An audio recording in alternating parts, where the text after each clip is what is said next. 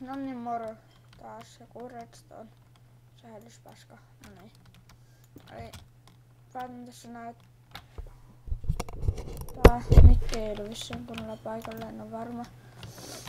Joten tähän pistän ovet, kun mä laatan päälle, niin ne aukeaa. Ääni ihan painoksissa. Pääsee silleen. Myöskin. Tämmönen helppo, yksinkertainen. Tai. Elikkä menet laatan päälle. Aukee ovi. Tämmönen helppo.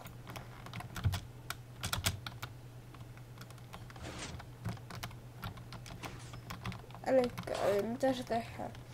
Tarvitko korkeutta? Mä teen nyt 2 korkean. Koska on niin vaikea itse hahmotella tuosta 3 korkeita. Ja mikä tämä no niin. Eli mä teen nyt 2 korkeaa. Eli tarvit 4 stikipistäniä. Tälleen. Sitten pistä niihin stoneit. Tolleen. Nää redstoneit, että saat niinkö saat päälle nuo jutut. Refersin mä nyt katsotaan. Joo, tuolla se oli.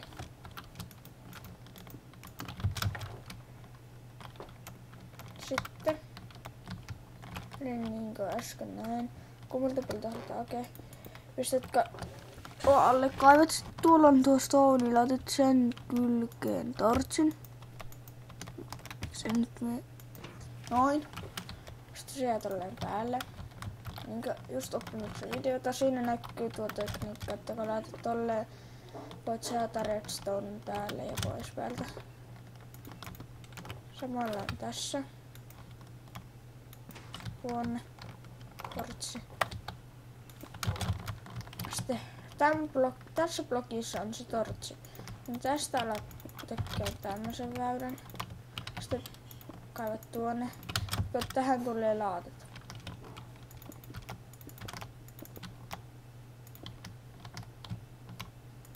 Sitten teet noin. Noin.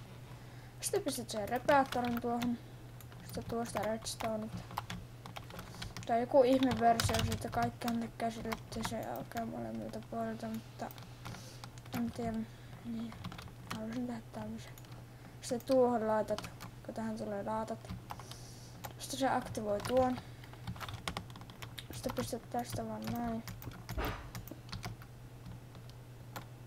2 noita. Yhdelläkin tietenkin toimii. 2 on aina parempi. Sitten se tuosta aukeaa. No yksinkertainen. Sitten jotenkin vaan piilotu tämä. Tuosta vaikka siinä tolleen. Mä en nyt jaksa. Sos